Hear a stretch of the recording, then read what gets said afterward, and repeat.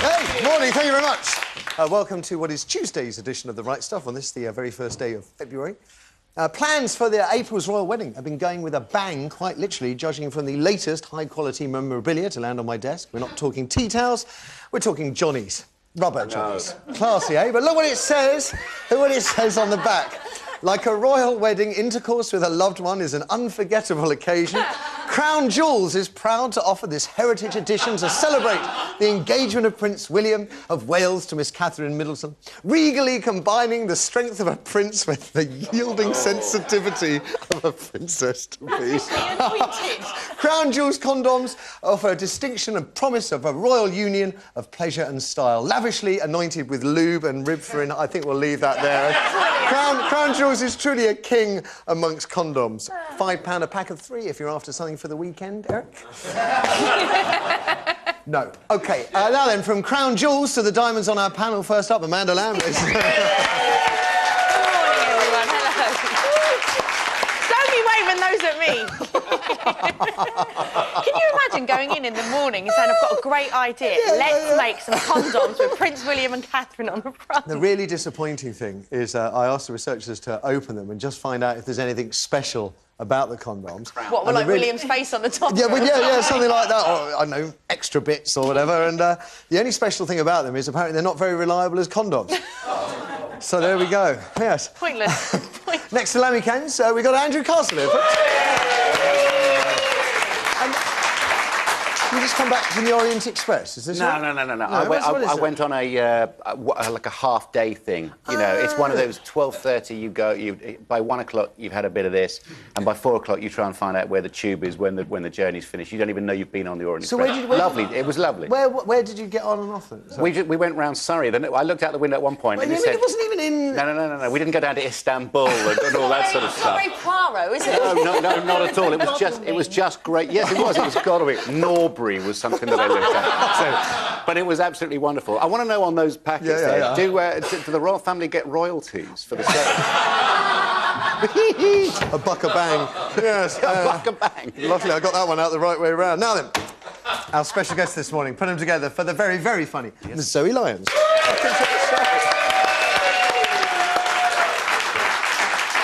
A regular on Mock the Week, one of Zoe's gags famously won Joke of the Year at the Edinburgh Comedy Festival a couple of years ago. Care to remind us what it was? It was a joke about Amy Winehouse. The joke being, the lady annoys me, and the joke was, I don't know why that woman has to self-harm. I can't believe she can't find somebody to do it for her. I know, look at their faces. They're already looking at me like, oh, it's a joke about Amy Winehouse. It's not a joke about self-harm. Self-harm isn't funny, and I, for one, am not Jermaine beat Greer myself went up bananas about it, didn't she? She went bananas, yeah. Why? What's her problem? I know, apparently I'm astonishingly vicious. That was Jermaine's quote, which I took and put it in inverted commas and put it on a poster. Did you? Yes, of course. Are you getting... I've never known a time like it, really. I suppose back in the 60s when we were trying to get rid of censorship on stage, but there were just boundaries and discussions about boundaries and humour all the time. Yeah. Is it getting to you? No, not really. I mean, I guess there is more discussion about it because it's happening more and more on TV. There is so much more stand-up on TV. Yeah. And, you know, people sort of making their mark, and, of course, you know, people like Frankie Boyle coming out with things and saying things, and it gets bounded about. It's interesting. Does anything go in a gag if it's TV notwithstanding, if people pay money to go and see you on tour, which we'll talk about in a moment... Yeah. They know what they're signing up for. So have they got any grounds for complaint if they don't like gags about Amy Winehouse? I think it's very difficult. If you sit through an hour and 20 minutes and laugh at gag after gag after gag after gag, and then one hits you that you go, oh, I don't like that. That refers to something that actually applies to me. I'm not taking that. And it's very different. You know, you have to kind of take yourself out of the subject matter and see it for what it is. I mean, when I make TV different? Is it different when you're on TV that you have to think that you're going into people's homes? I mean, they say whether you like it or not, you've still got to choose. Yeah, it is a little bit different, yeah. I mean, live stand-up will always be a little bit more risky, You've got more boundaries there. Talking of which, Zoe's latest tour, Clown Busting, starts on Friday in Derby. Here's a little taste of what you can expect. Here she is on the village where she grew up. Now, that's from Michael McIntyre's Comedy Roadshow. I mean, these TV comedy stand-up shows, they're having a big impact. Have you noticed how it's affected your career in a good lovely. way? Thank you, I'll take it. Thank you, any of them. It's not, I mean, it's great, it's nice. These things are kind of cyclic, you know, they sort of go through phases and fashions, and comedy's back in fashion at the moment. And I think a bit of it must have to do with the fact we are kind of cheap to put on, really, when you think about it. It's just one person with one mic and their mind, and that's really it. So when people are sort of reeling in their belts a little bit, we are a little bit cheaper to put on. Now, I read that when you started joke telling, something went wrong with your eyes. Yes, that's true. My second gig I ever did, I'd done my first gig the night before, and I was buoyed with sort of false sort of enthusiasm and confidence. I was like, I have nailed this. And I went to do my second gig, and it was a slightly bigger room. And as I walked to the stage, I got those complete floaters in my... I went blind with fear as I walked to the microphone. You know, bad, it is bad, isn't it? I've heard the expression going blind with fear, but as I was walking, I've heard the expression floaters, and it's just a totally different meaning and you don't want that in your eyes. You don't want floater in your eye. Here's the floater in your eye, kid. Yeah. They're more healthy than sinkers, by the way. I've got a question for you, Zoe.